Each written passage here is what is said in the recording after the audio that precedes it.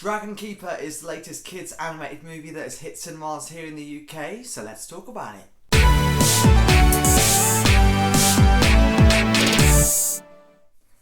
Hello, welcome back to a brand new video, a brand new movie review, and yes, your eyes are not deceiving you, this is a completely different background. I'm sat on a completely different chair because I'm in a completely different town. I'm now in Brighton, my life has completely changed. I've moved to Brighton to start uni, everything's all different, everything's changed. And this is the first time recording a movie review here in Brighton, and I'm not going to lie to you, I am still experimenting with the backgrounds, and this is the first attempt at it. The chances are the next movie review that I'll do will be somewhere completely different in this room, so bear with. But welcome back to another video, and as always, before we start talking about today's movie, just a friendly reminder that these are just my thoughts, so don't let this dictate whether or not you're going to see the film, because you may go and see it and feel totally differently to me.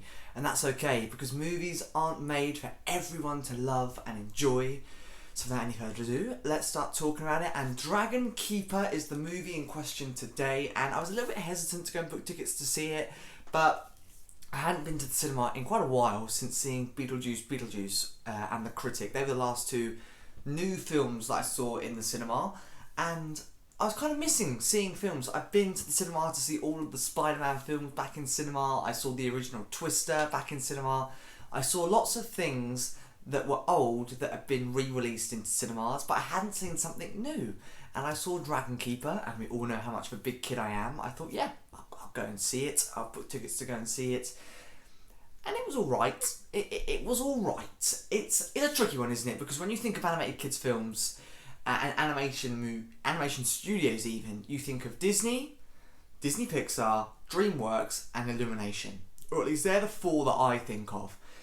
And there's loads of little and smaller animation studios that aren't as well known, that don't produce movies that are as well known, but they do produce some fun, unique, interesting things. For example, I went to go and see Ozzy, Voice of the Forest, during the summer, and that was produced by a smaller studio. That it was, and I thought that was a fun film.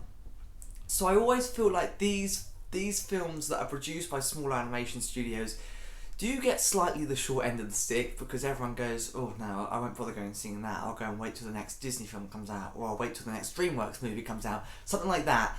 So I feel like these films are often never given a chance, and don't get me wrong, I'm not saying that all of these films produced by these smaller animation studios are good, because they're not, but I feel like they're already in a worse off position than some of the bigger studios, if that makes sense. So, with that rant, however you say it, out the way, Dragonkeeper gives me vibes of Kung Fu Panda. There you are. Just look at that. I quite like it being sat here. It gives me vibes of Kung Fu Panda, the whole setting of the movie. But I'm not going to lie, it was a bit bitty. It was very snappy, some of the things, more so the conversations and the speaking within the sort of first 20-30 minutes of the film. There wasn't much talking, and the talking that happened was very like, ask a question, here's a quick answer. It wasn't a conversation that these characters were having. That's going to sound really bizarre until you see the film, and I feel like it's because it's from a studio that maybe hasn't had much experience with merging voices to movement. Having said that though, the animation style was really incredible. There were quite a few moments where it was close up to the girl's face, and you could really see the attention to detail with her hair. It was just so incredible, it really, really was. But the actual story, it was a bit bitty, it was a bit all over the place, and it wasn't until about halfway through the film that I actually started to feel the purpose of the movie. But even saying that, the film just felt very samey after a while. It just started to feel like a game of catch, because one person would kind of get the thing that they were trying to get, and then the other person would then get it back. And it was almost just throwing backwards and forwards over an hour and a half. And it wasn't like anything was happening. It was just like, he's got it, she's got it, he's got it, she's got it. Oh, and it was just back and forth. And it was like, is there an end actually in sight? And the story was pretty predictable, but it was quite unique. It was different. It's not something really that I've seen from the bigger animation studios. It is definitely a local, smaller animation studio story. Not to say that it's not very good, but I didn't enjoy it very much. You have to remember as well that these are kids' films. These are basic plots that aren't too complex, that aren't too complicated to understand. But these films are made for kids.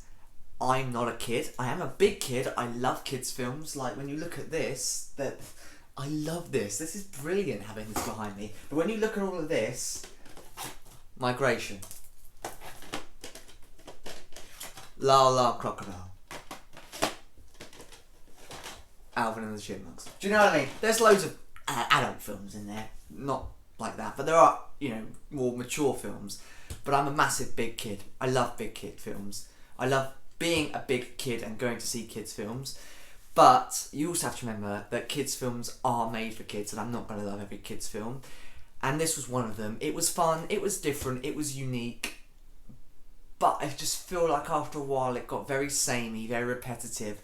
And I did feel a little bit bored. And I feel like the fact that in my screening on a weekend, there was only 5 of us in the screen. I feel like that does sort of indicate whether people are enjoying this film or not. I just really didn't see the film. I just didn't really see the purpose of the film. I understood where it was going and what they were trying to do, but I didn't find it very engaging. I didn't find it very fun, and I almost found it very odd to watch because it was almost like she was being a hero, but not a hero at the same time. It's really bizarre.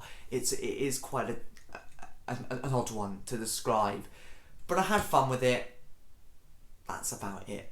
It's not one that I'd go and recommend. I feel like if you are wanting to watch a kids film, I wouldn't personally waste your money to go and see it. But I feel like it is also worth noting that at the start of this film, there's about like 3 minutes of like, this film was brought to you by blah blah blah blah blah blah blah blah blah blah, and there was a moment where it said monetary funding by like 2 companies. So I feel like this was a government funded movie in Australia or Spain, one of the two, and it was almost like it was being funded and it wasn't actually a big studio. It was almost like somebody has had this idea and put it forward, and it was like a competition, and you know, whoever made it has won the competition, and they funded it for them so they could make it into a reality. I'm not saying that's what happened, but that is the kind of vibe I got from it. So there you go. There is my thoughts on Dragonkeeper. Bit of a different one today because I always find it hard reviewing a kids film because they are kids films at the end of the day.